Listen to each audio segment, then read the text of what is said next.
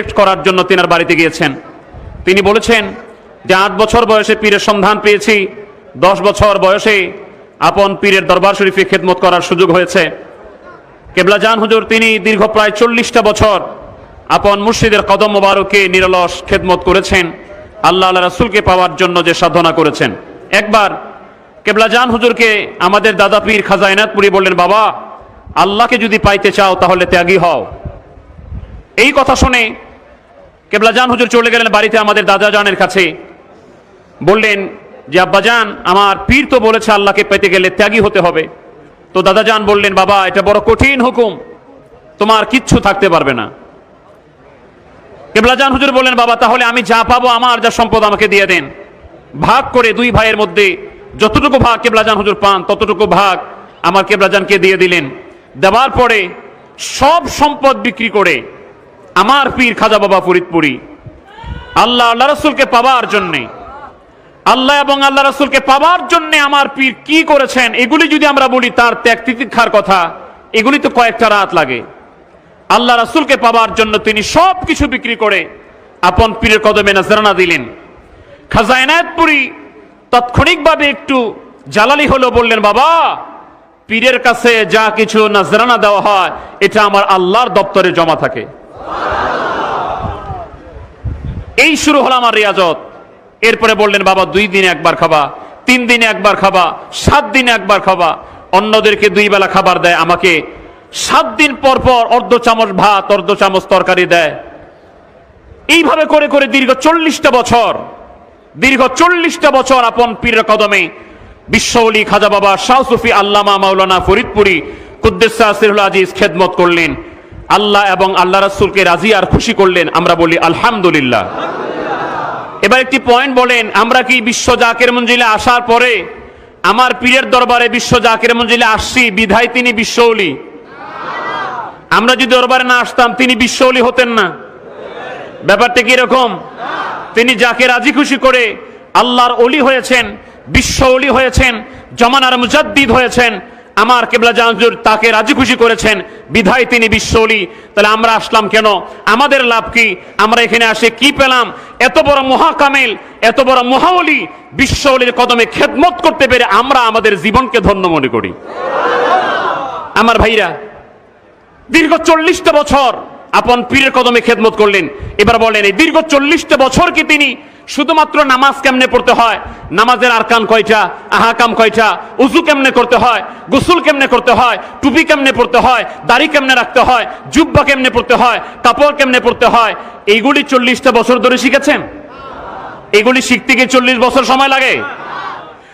আমার পীর জমানার মুজাদ্দিদ খাজা বাবা ফরিদপুরি আপন পীরের কদম মোবারকে 40টা বছর খেদমত করে করে ওটা হাসিল করেছেন। কেবলাজান বলেন, বাবা আল্লাহকে আমি যেমনি ভাবে আপন পীরের মাধ্যমে রাজি খুশি করেছি, তোমরা যদি আমার কথা ঠিক মতো মানতে পারো তাহলেও তোমরা আমার আল্লাহকে রাজি আর খুশি করতে পারবা।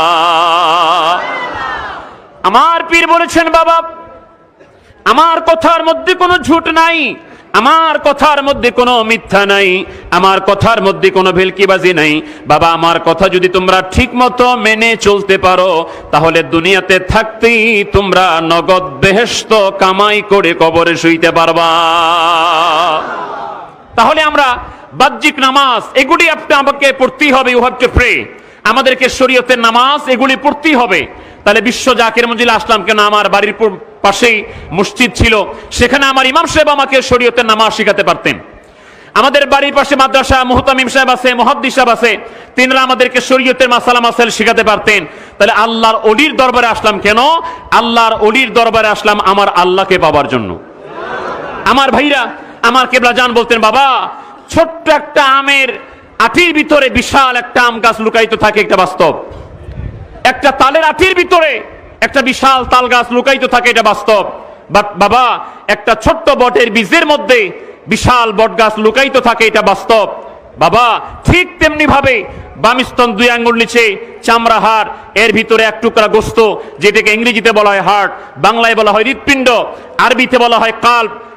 বুখারী শরীফের 13 পৃষ্ঠার হাদিসের দ্বারা প্রমাণ, আলা ওয়াহিয়াল কাল্ব, এটা হচ্ছে কাল্ব। সূরা হজের 46 নম্বর আয়াতের দ্বারা প্রমাণ। আল্লাতী ফিস সুদূর, কালব হচ্ছে মানুষের বামিস্তন দুই আঙ্গুল নিচে থাকে, বুকের মধ্যে থাকে। মুসলিম শরীফের হাদিসের দ্বারা প্রমাণ, রাসূল করিম সাল্লাল্লাহু আলাইহি ওয়াসাল্লাম বলছেন যে আল্লাহ পাক তোমাদের বাহ্যিক অবস্থা দেখবেন না। ইন্নাল্লাহা লা ইয়ানজুরু ইলা সুওয়ারিকুম, আল্লাহ পাক তোমাদের বাহ্যিক অবস্থা দেখবেন না। ওয়ালাকিন ইয়ানজুরু ইলা কুলুবিকুম ফাআশারা বিআসাবিহি ইলা সাদরিহি। রাসূল করিম সাল্লাল্লাহু আলাইহি ওয়াসাল্লাম বললেন আল্লাহ পাক দেখবেন তোমাদের অন্তর দেখবেন, কাল দেখবেন। রাসূল করিম সাল্লাল্লাহু আলাইহি ওয়াসাল্লাম এই কথা বলার সাথে সাথে আঙ্গুল দিয়া বুকের দিকে ইশারা করে বললেন যে আল্লাহ পাক তোমাদের কাল দেখবেন। আমার আল্লাহ বললেন কাল থেকে বামিস্তন দুই আঙ্গুল নিচে। রাসূল করিম সাল্লাল্লাহু আলাইহি ওয়াসাল্লাম বললেন কাল পরিষ্কার হলে সব পরিষ্কার হয়। নবীজি বললেন হাদিসে মুসলিম শরীফের ভিতরে আমার আল্লাহ দেখবেন তোমার অন্তর। আমার কেবলা জান হুজুর খাজা বাবা ফরিদপুরি বললেন বাবা মানুষের বামস্তন দুই আঙ্গুল নিচে যে কালব আছে, এই কালব হলো আল্লাহর ভেদের মহাসমুদ্র। এই কালবের মধ্যে ডুব দিলে আমার আল্লাহকে পাওয়া যায়। কেবলা জান হুজুর বলেন বাবা আমের বীজের থেকে আম গাছ বের করা যাবে না, সেখান থেকে ভাঙলে আম গাছ পাওয়া যাবে না। তালে রাঠি ভাঙলে সেখান থেকে তাল গাছ পাওয়া যাবে না। বটের বীজ ভাঙলে সেখান থেকে বট গাছ পাওয়া যাবে না। বাবা আপনি যদি বটের বীজ থেকে বট গাছ বের করতে চান, তালের আঠির থেকে তাল গাছ বের করতে চান, আমের আঠির থেকে আম গাছ বের করতে চান, তাহলে এটাকে মাটির সাথে কবর দিতে হয়। বাবা এই দেল দরিয়ার মধ্যে যদি আমার আল্লাহকে পেতে চান তাহলে দেল দরিয়ায় ডুব দিতে হয়। ওই দেল দরিয়ায় ডুব দেওয়ার শিক্ষা নিতে হয় পীরে কামেলের কাছে। এই জন্য তো আশেক বলছেন ধর রে পীরের কদম, ওরে ওই কদমে নেসার হইলে পাবি মাওলার দর্শন। ওরে ওই কদমে নেসার হইলে মিলবে মাওলার দর্শন।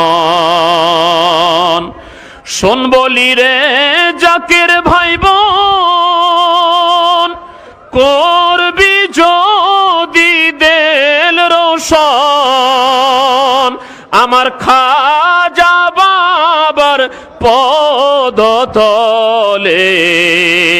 দে না ঢেলে প্রাণ মন। আল্লাহুম্মা সাল্লি আলা মাওলানা মুহাম্মাদ ওয়া আলা সাইয়্যিদিনা মাওলা। এজন্য আমার পীর কেবলা জান হুজুর আমাদেরকে যা শিক্ষা দিলেন, এখানে এসে যা শিখলেন, এগুলি আমল করার দরকার আছে না নাই? আপনি ডাক্তারের কাছে গেলেন, ডাক্তার আপনাকে প্রেসক্রিপশন দিলেন, এই ওষুধ সকালে খাবেন, এটা দুপুরে খাবেন, এটা রাত্রে খাবেন। আপনি যদি ওষুধ না খান, এটা যদি প্রেসক্রিপশনটা ভাঁজ করে বালিশে ঢুকায় রাখেন, তাহলে কি অসুখ ভালো হবে? কেবলা জান হুজুর বিশেষ করে তরিকা দেওয়ার পরে বলতেন বাবা নামাজ কাজা করবা না, আমার যারা মুরিদ তারা নামাজ কাজা করবে না। মহিলাদেরকে বিশেষ করে বলেছেন পর্দার খেলাফ করবা না, রাত্রে শেষ রাত্রে ঘুমাবা না, রহমত পালন করবা, ফাতিহা শরীফ পড়বা, খতম শরীফ পড়বা, দুরূদ শরীফ পড়বা, মোরাকাবা মুশাহাদাগুলি করবা, গরিব জাকের ভাই বোনদের প্রতি খেয়াল রাখবা, তোমাদের যার যা অধিকার আছে এগুলি ঠিকমতো আদায় করবা, আপন পীরকে জীবনের চেয়ে বেশি ভালোবাসবা, আপন পীরের দরবার শরীফকে ইজ্জত করবা, সম্মান করবা। কেবলা জান হুজুর বলতেন বাবা পীরের দরবারের ধুলাবালি আশেকানদের চোখের সুরমা। আমরা সংক্ষিপ্ত আকারে যদি এই বিষয়গুলি প্রাধান্য দিয়ে চলি, এইগুলি যদি মেনে চলতে পারি, শরীয়তের বিধান যেখানে যা আছে এগুলি আদায় করব, তরিকতের দৃষ্টিকোণ থেকে তরিকার ওজিফা কালাম আমল করব, কালবের দিকে খেয়াল করব, মুরাকাবা মুশাহাদা করব, ইনশাআল্লাহ আমরা এমন একজন মুর্শিদের কদম মোবারক এসেছি, সেই কেবলা জান হুজুর আমাদেরকে গ্যারান্টি দিয়ে বলেছেন বাবা এই তরিকায় তারাই শামিল হতে পারে। মুজাদ্দিদ সাহেবের রেফারেন্সে তিনি বলেছেন বাবা এই তরিকায় তারাই শামিল হতে পারে যাদেরকে আমার আল্লাহ পাক বেহেশতের মাটি দিয়ে তৈরি করেছেন। অতএব এই দপ্তরে এসে আমরা যদি আল্লাহ রাসূলকে হাসিল করতে না পারি তাহলে আমাদের কপাল মন্দ, আমাদের নসিব খারাপ। আল্লাহ রাব্বুল আলামিন যেন আমাদেরকে এই দপ্তরে এসে যে নিয়ামত আমার কেবলাজান হুজুর নিয়ে এসেছেন, সেই নিয়ামতগুলি পরিপূর্ণ অর্জন করার তৌফিক দান করেন। একটি কথা বলে শেষ করছি, সেটা হলো এই দপ্তরে আসলে নিঃসন্তানকে আল্লাহ সন্তান দেয়, অসুস্থ মানুষকে আল্লাহ সুস্থ করে, অভাবীর আল্লাহ পাক অভাব দূর করে। কেবলাজান বলতেন, বাবা এগুলি হলো নাথিং ব্যাপার, এগুলি হলো মামুলি ব্যাপার, যে আল্লাহর ওলির উসিলায় নিঃসন্তান সন্তান পায়, অসুস্থ মানুষ সুস্থ হয়, অভাবী মানুষের অভাব আল্লাহ দূর করে দেয়। বাবা আল্লাহর ওলিরা মূলত ওই নিয়ামত নিয়ে এসেছেন, একজন আল্লাহ ভোলা মানুষকে আল্লাহর ওলিরা আল্লাহর সন্ধান দিয়ে দেন। ওই নিয়ামত হাসিল করার জন্য আমাদের চেষ্টা করতে হবে। আল্লাহ রাব্বুল আলামিন আমাদের তৌফিক দান করুন। জাকের ভাই বোনদের প্রতি একটি বিশেষ অনুরোধ, যেখানে যে অবস্থায় থাকবেন 5 ওয়াক্ত নামাজ অবশ্যই আদায় করবেন। রাস্তায় যাতায়াত করার সময়, দরবার শরীফে আসছেন যাচ্ছেন, যেইখানে যে ওয়াক্তের নামাজের সময় হবে ওইখানে গাড়ি দাঁড় করিয়ে নামাজ আদায় করে নেবেন। ওই গাড়ির পরিচালক যিনি থাকবেন তিনি যদি অন্যদেরকে নামাজ আদায় করবার সুযোগ না দেন, তাহলে এতগুলি মানুষের নামাজ কাজা হওয়ার দায়িত্ব তাকে বহন করতে হবে। মুসলমান হিসেবে এই বিষয়গুলি খেয়াল রাখবেন। তরিকার ওজিফা কালাম ঠিকমতো আমল করবেন। কেবলাজান হুজুর স্থলাভিষিক্ত মহামান্য আলহাজ হযরত খাজা মিয়া ভাইজান মুজাদ্দিদি নামাজের প্রতি এবং তরিকার ওজিফা কালামের প্রতি অত্যাধিক গুরুত্ব দিয়েছেন। আল্লাহ রাসূলকে পেতে গেলে আপনাকে আমল করতেই হবে। আল্লাহ পাক আমলের মাধ্যমে, আপন পীরের তাওয়াজ্জুর মাধ্যমে যে নিয়ামত আমার কেবলাজান নিয়ে এসেছেন সেই নিয়ামত আমাদেরকে অর্জন করার তৌফিক দান করুন। আসসালামু আলাইকুম ওয়া রাহমাতুল্লাহ। মাওলানা মুফতি জহিরুল ইসলাম ফরিদী সাহেব এই অল্প সময় আছে, এই অল্প সময়ের মধ্যে উনি কিছু কথা বলবেন।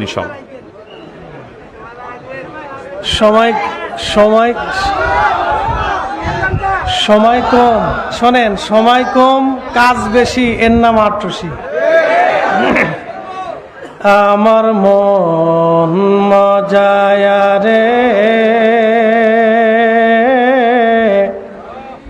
দিল মজায়া খাজা নিজের দেশে যায়। আমার মন মজায়া রে দিল মজায়া মুর্শিদ নিজের দেশে যায়।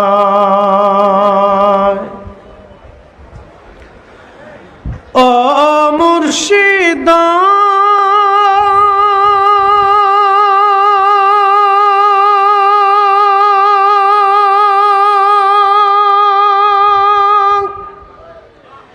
একে আমার ভাঙা নাও, তার উপরে তুফান বাও, চলকে উঠে পানি রে। কই মুর্শিদের ঠাই এ তরির ভরসা নাই, কই মুর্শিদের ঠাই এ তরির ভরসা নাই। দরিয়ার মাঝে রে আমার মন মজায়া রে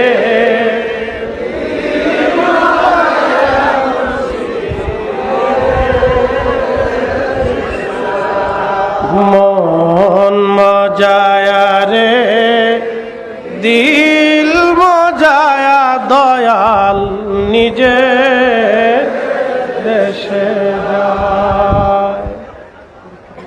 সময়ের স্বল্পতা, এখানে তো দয়া এবং দোয়ার উদ্দেশ্যে দাঁড়ানো। প্রচণ্ড গরম, আপনারা যারা হাজিরা দিচ্ছেন, আমরা যারা আসছি আমরা পাশ করছি। জোরে বলেন, জোরে জোরে জোরে। যে যেখানে আছেন গরম ঝেড়ে দেন। গরম দিছে কে? বৃষ্টি দেয় কে? রিজিক দেয় কে? সারা বাংলাদেশে বৃষ্টি নাই, কিন্তু সিলেটে বৃষ্টি। আল্লাহর ওলি যেখানে খোদার রহমত আছে বৃষ্টি হবে, বৃষ্টি আসবে। সময় কম। তৎকালীন সময়ের এক প্রেসিডেন্ট মরহুম তিনি বলেছিলেন, হুজুর বৃষ্টির দরকার। খাজা বাবাকে বলছিলেন, বাবা অনেকদিন বৃষ্টি হয় না, বৃষ্টির দরকার। হুজুর কেবলা বলেছিলেন, বাবা আপনি তো দেশের আমির, আল্লাহর কাছে চাইলে তো আল্লাহ দেয়। প্রেসিডেন্ট বলেছিলেন, হুজুর আমি যতই আমির হই আমাদের কথা আল্লাহ শোনে না। হুজুর কেবলা বলেছিলেন, বাবা বৃষ্টি কখন দরকার? বলে ঢাকা গেলে দরকার। হুজুর কেবলা বলেছিলেন, যান বাবা, ঢাকা গেলে বৃষ্টি হবে। একসাথে দরবার শরীফে যে যেখানে আছেন একসাথে বলেন না। যারা বলবেন না তারা কৃপণ, তারা কৃপণ। আমরা এমন একজন আল্লাহর ওলির দপ্তরে বসেছি যিনি চাইলে আল্লাহ দিতেন, যিনি চাইলে আল্লাহ দেন, যিনি চাইলে কে দেন? একসাথে বলেন আল্লাহু আকবার। নারায়ে তাকবীর। না, গরমে কি আপনারা দুর্বল? আসসালামু আলাইকুম ওয়া রাহমাতুল্লাহি ওয়া বারাকাতুহু।